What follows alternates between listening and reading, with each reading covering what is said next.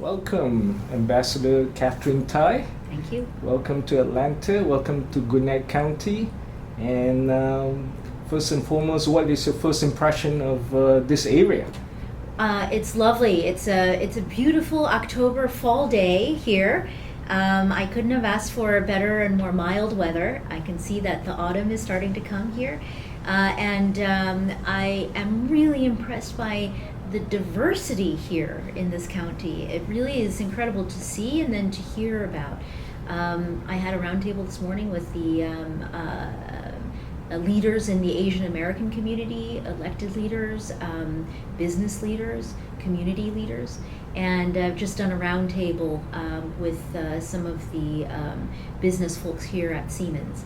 And I was told that there are 110 languages spoken in the school system here, which is really blows my mind in terms of demonstrating truly how diverse and inclusive this part of the Atlanta metro area is. Yes, and your visit this time specifically to Siemens here is to discuss and also to talk about renewable energy. Yes. And EV. That's right. So what kind of, as far as USTR is concerned, what do you foresee in terms of trade with Asia and Asian Pacific economies with the U.S.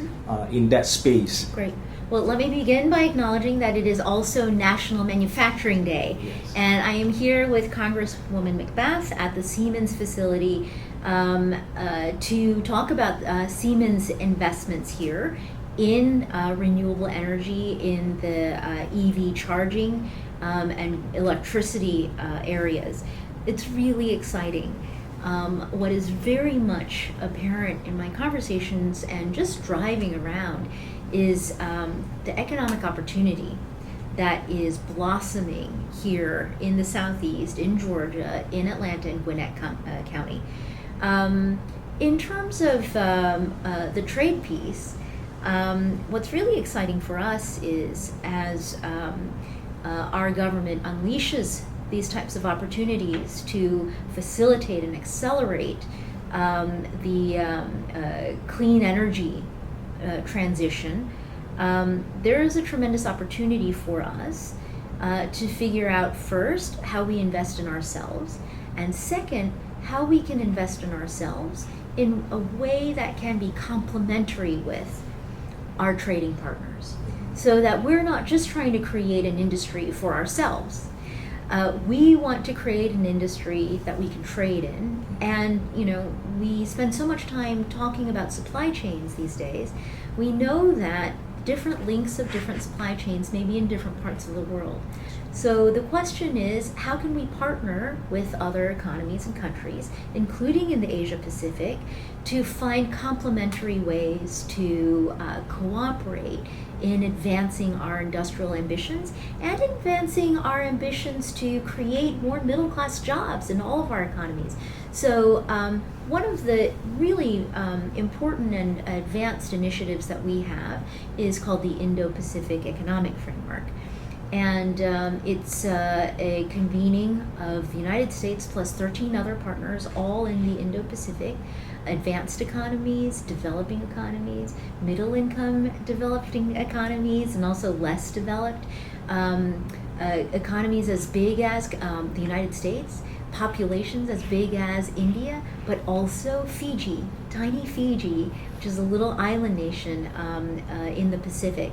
And our task is to figure out all of the ways that we can do trade together, cooperate on economic matters together that will help to promote our collective resilience in terms of having supply chains that are stronger, that are more flexible, our sustainability in terms of having trade relations that support the development of our workforces, that support the protection of the environment and climate, and also inclusivity, which is looking at how we can cooperate economically to help create a prosperity that is more broadly shared across the region and also within our own economy. So it's really one of the most exciting things that we are doing. It's different from anything we've done before, and I think it's such an important initiative that we are undertaking with these countries in the Asia Pacific, Indo Pacific area. Yeah, that's amazing. And as you know, Georgia and Gwinnett has a huge Asian API demographic. Yes. And also there's a huge investments of Korean Yes. EV and Japanese EV manufacturers coming into Georgia for the supply chain. Yes. Do you foresee any economic opportunity for the smaller entrepreneurs as far as trade is concerned in this space here?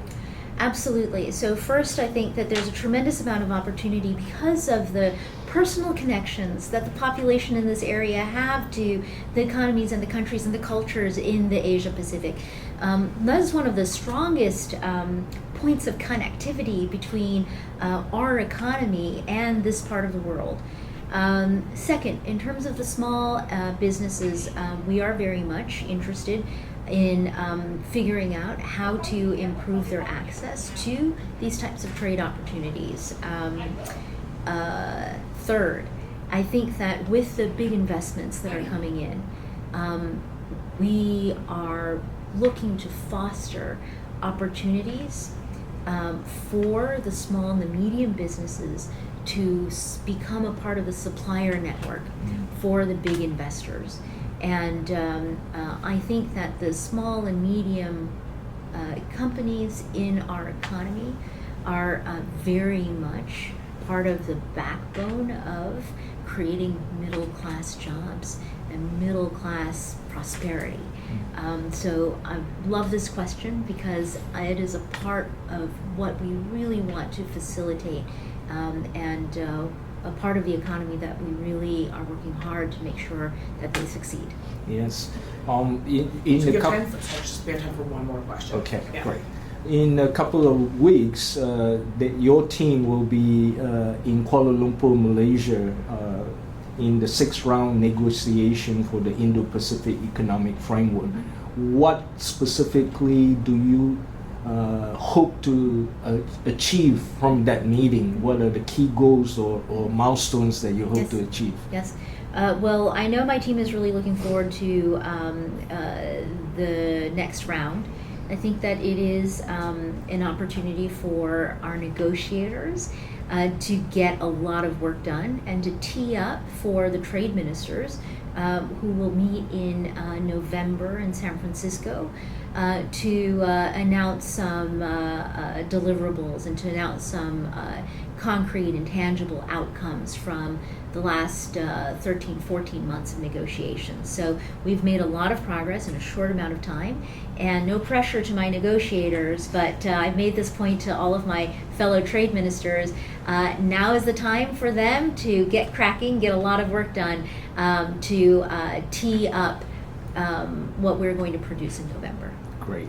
Thank you for your time, Ambassador Tai, and wish you have a good stay here for the rest of your time in Georgia.